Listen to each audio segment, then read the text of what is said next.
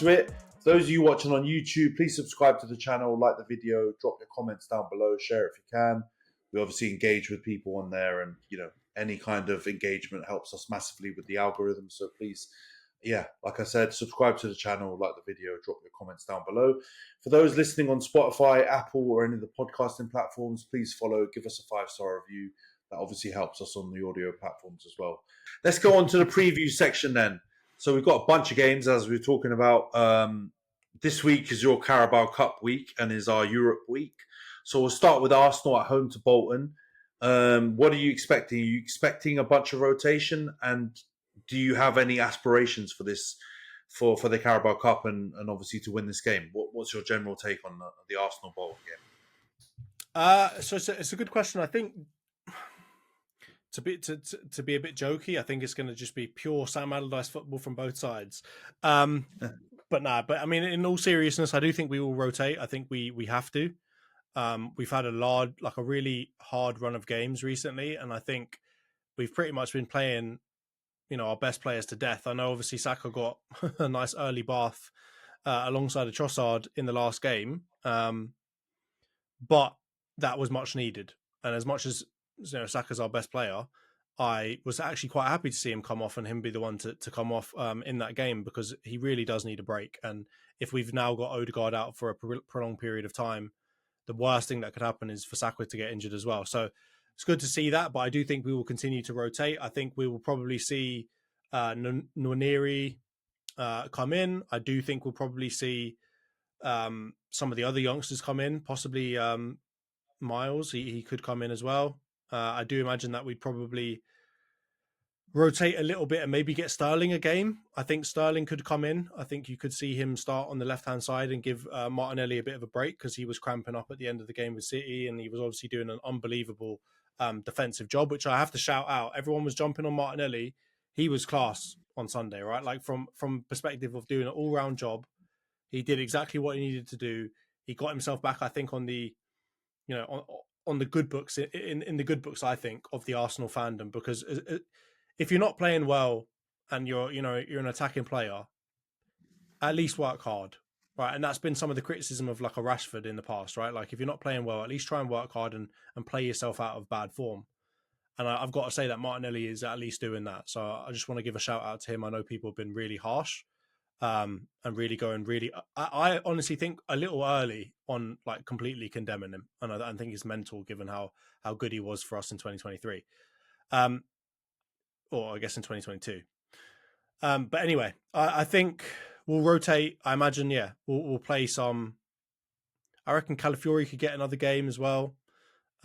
We might even end up playing like a Neto, because I did see David Raya was kind of limping as well on the way out of the changing room against City. So I imagine a lot of that. I'm going to say that we're still going to beat them, though. I still think we have enough quality to beat a Bolton, and I'm going to go for a 2-0 win. And then when it comes to like, what are our aspirations? I'll be honest with you. I know that there's a lot of pressure building up, and everyone's saying, Arsenal have to win a trophy. They've got to get some sort of silverware. But I'm just going to play the devil's advocate here and say, if we were to get silverware and the only silverware we got was a Carabao Cup, everyone at the end of the season will be taking a piss out of us still. So I'm not going to listen too much to that. And I think Arteta's probably not going to listen too much to it either. And I think he's still going to prioritise what he sees to be his main goal, which I think is the Premier League. So with that in mind, and the fact that we've got Leicester, I guess, after that, and then, PSG straight away in the Champions League after that as well, I think he's probably going to play the weakest of the three sides in this game. And then against Leicester, you'll see a stronger side, and against PSG, you'll, of course, see a much stronger side too. So, yes, I think the Carabao Cup's important, but I don't think it's as important as the Premier League or the Champions League. Yeah, no, I think that makes sense. And yeah, I agree. I think you should rotate, and you will rotate. I think you haven't got the deepest squad as a bunch of content creators have kind of laid out. You've let a lot of players go, especially in that kind of attacking midfield, attacking third of the pitch. So you actually haven't got loads of players to rotate, really, especially with a couple of injuries. It's going to be youngsters, with Odegaard and stuff like that. So yeah, I reckon you'll bring in some youngsters. Sterling should definitely get a game. You probably will see a few of your regulars, though. I do think a few of them will play. Of course, yeah.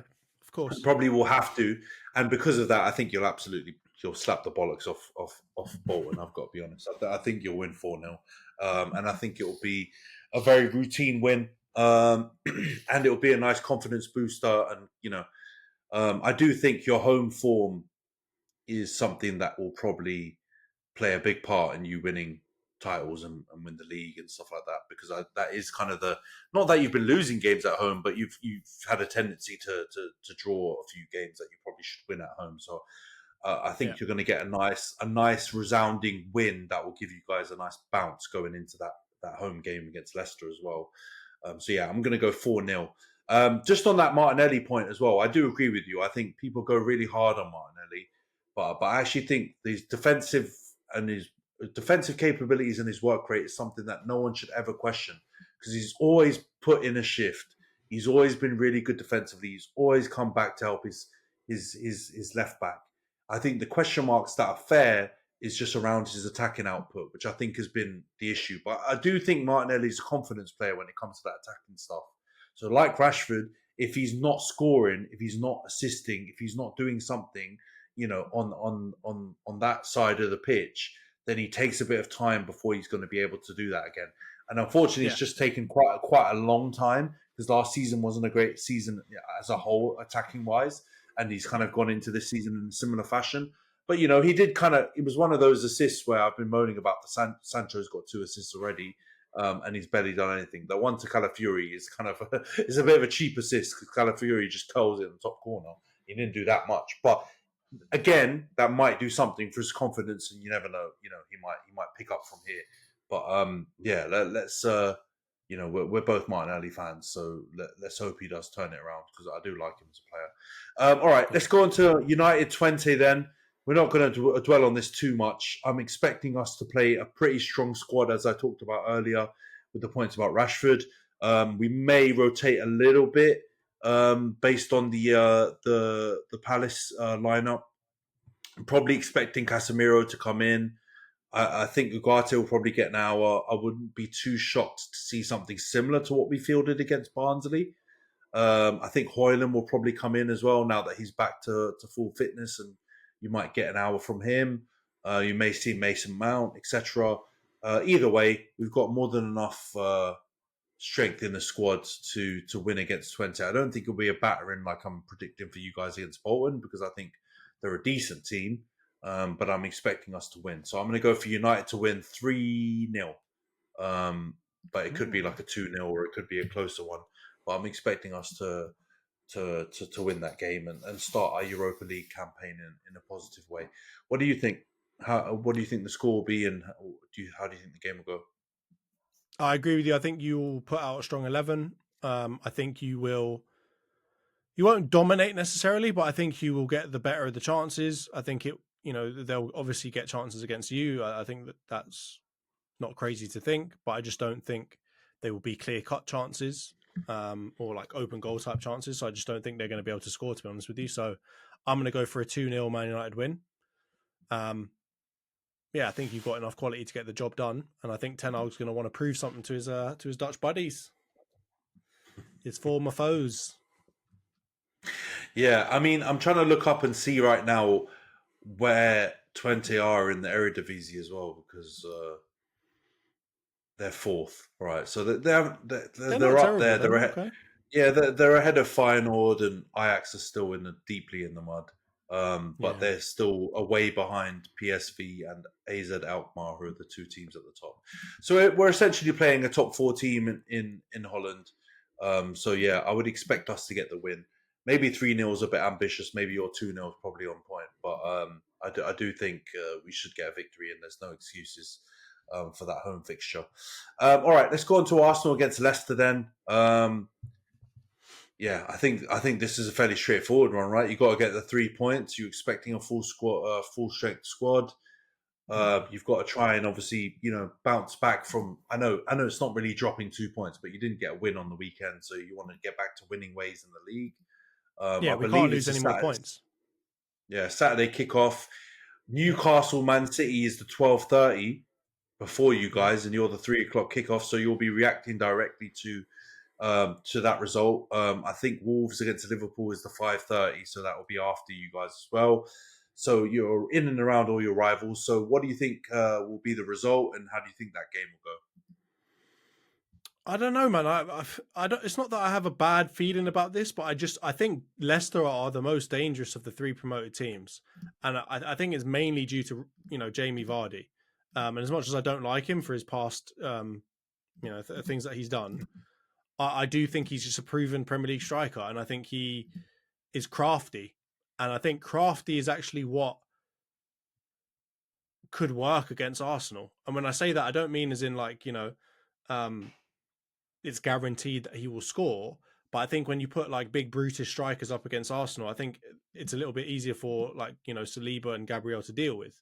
I think if you put like a really crafty, experienced striker who kind of plays in the dark arts himself, I think there's a possibility that you can do something. So I don't think we're going to like smash the life out of them and beat them 5-0 or anything. But I do think that we will win. And I'm going to say that we're going to win. I think I'm going to go for a 3-1 Arsenal win. I think attacking wise, we are good enough to get a few goals against them, even if we're not at full strength. But I do think they've got a cheeky little goal in them. They're not too bad a team, man. I don't know, man. I've seen Leicester up in the flesh this season. We went to go and see Fulham against Leicester a couple of weeks back, and even though the game was 2-1 in the end, Fulham were the much better team, and they were the only team really trying to play. And so Leicester play kind of. It's weird because I really like Steve Cooper, and I do think Forest, before he was in the Premier League, did play actually pretty expansive football. But as soon as he got into the Premier League, they went really defensive. And he's kind of gone into another kind of firefighting job with Leicester, where I think it makes no sense for him to really go for it. And he kind of also has to do similar. The only problem is Leicester's defence stinks. They've got their centre backs are poor. Fires and all these like that. Yeah, and Vestergaard and stuff. Yeah. They're not a strong defensive team. And even though they do have players up front that might cause you some problems, that Fatawu and Mavididi on the wings, they're both pretty handy. And obviously Vardy's a bit of a wily old fox. But I just can't see how they're going to get the better of your defence. I just think you really have to be either world-class level like Erling Haaland, or you have to be a really well-drilled team, a la Brighton or something like that are going to be able to create chances by having a bunch of patterns of play and having specific tactics that are going to pull your defence out of shape. And I think there's no chance in living hell that Leicester have that. And I think they're so undercooked going into this Premier League season that I think they would have had a chance if they didn't have all of the transfer stuff looming over their head. I think they probably would have gone for it a bit more and made some bigger signings. But I think that's kind of caused them to shop at Lidl a little bit in that bargain bucket aisle to try and see what they can pick up. And I don't like them as a team. I like this. They've got some pretty good results though. You've got to say that. I mean, they got a draw against Tottenham. I know Tottenham stink, but they got a draw against Tottenham already. They got a draw against Crystal Palace and a draw against Everton. They're picking up points at least. I know they're not wins or anything, but they managed to score against Aston Villa. I mean, I don't read into this too much, but they slapped Tranmere in the bloody Carabao Cup 4-0, so they can score. And that's my whole point. I'm not saying that they're going to outclass us or going to be good money for a 3-0 win.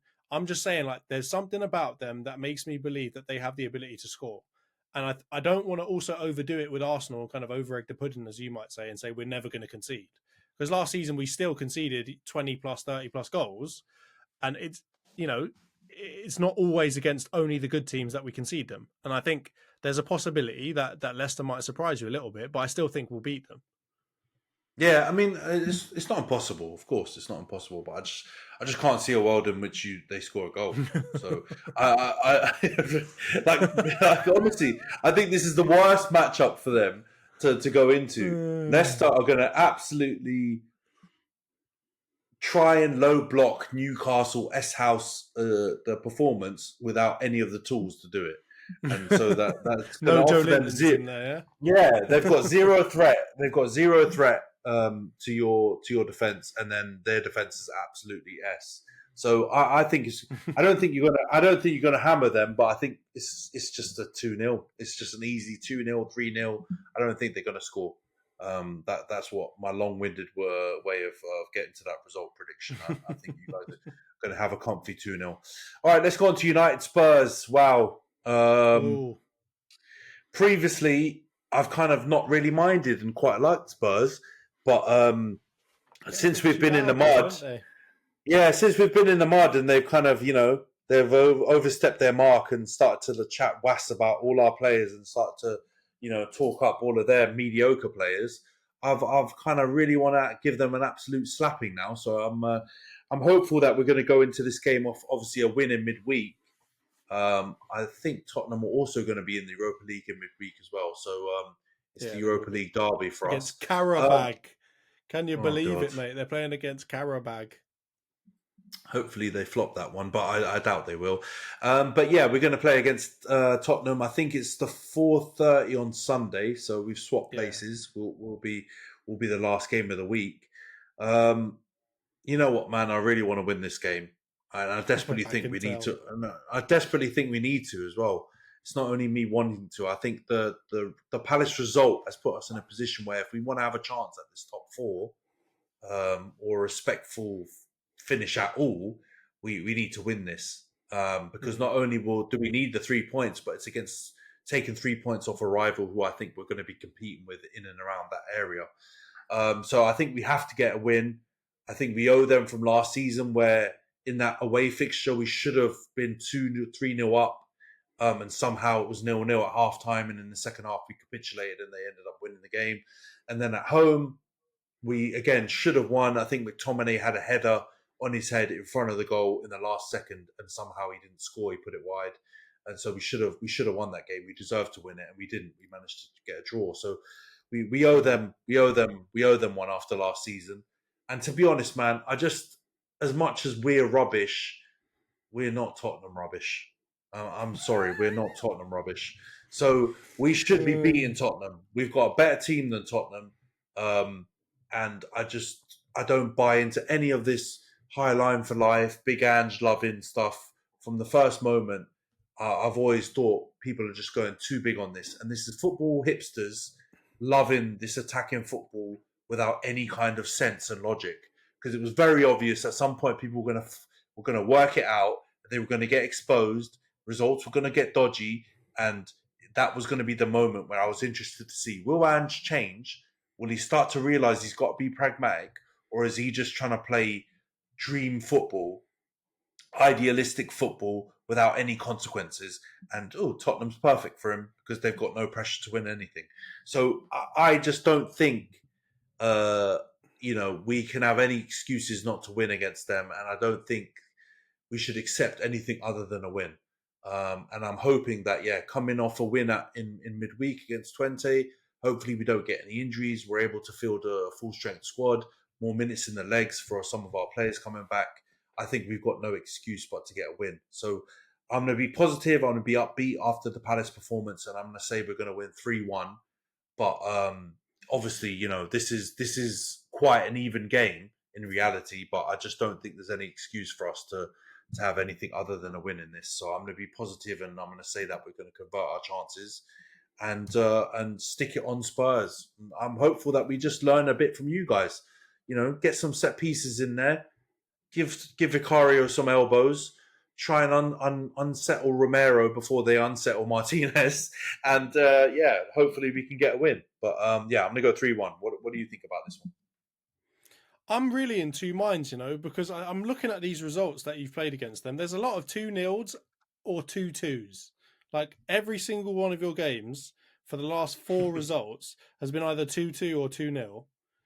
And even before that, it was 3-2 and then 3-0 and 3-1 and 6-1. Like these are really high scoring games. So it's pretty clear that the two of you have no defense and are just going to go gung ho. So I don't really know where to put you, because your defense has definitely improved. So I don't think you're going to be letting in 3 goals necessarily against Tottenham. I know that their attack is still pretty good, but I don't think they've improved off of those last, 4 fixtures that they played against you. They've got bloody Timo Werner in there, so they can't be better offensively. But I do still think you can be got at. And I do think, I mean, even against us, we're supposed to be one of the best defences. And I think they had plenty, like they had a couple of good chances to score. Like they weren't clear, open goals or anything, but they were some decent chances. And I think against you, they might end up getting slightly better chances, which I've got to believe, will put away. And they looked decent against, was it Brentford? Poor old Brentford scoring in the 22nd minute twice in a row and then bloody bottling it and losing. But yeah, they looked all right against seconds, Brentford. you mean? 22 They seconds. scored in like 20. Yeah, that was a great finish as well. That was a great finish of Buemo. Yeah. So I've got to believe that they've still got a couple goals in them. You know what I mean? So I'm really conflicted about this one, but in the interests of. Go with your gut. Go with what you think it's going to be. No, I mean, because I would go for a draw, but I just don't see how this can be a draw. I don't think it's possible. So I'm going to go for a 2-1 United win. And and in the interest of Tottenham being Spursy, I hate them. So 2-1. But the thing is, man, just looking at that Palace game, and Palace don't play a low block. They're kind of like a mid to high line, and we got in behind them. So I'm just picturing at Old Trafford on a bigger pitch with their high line for life. We got to get in behind them, and so really it's going to come down to whether or not we can take our chances. And so I'm just praying and hoping, and I'm also believing law of averages. We can't be that profligate again. We just can't be. We got a bloody score, mate. So I'm going to say that we're going to win 3-1, but I wouldn't be shocked if it was I wouldn't be even shocked if it was a high scoring game, because like you said, Tottenham will get chances. We do give up some chances, but we are trending in the right direction as well with that defensively. For sure, yeah, we're giving up less shots, and they're not as many major chances being given away. So yeah, I'm gonna say 3-1, but yeah, 2-1's probably reasonable. 2-2 as well could be very likely as well. But anyway, let's do a quick recap of the scoreboard. It's not pretty for me, I've got to be honest. We both had relatively stinking weeks. For three predictions, you only one correct result. So we got all the other results wrong. You did get Man City Arsenal as a draw. I think you went 1-1, and it was 2-2. The rest of the results that we predicted all did not come to fruition. So you get 1+ point. You're up to 14.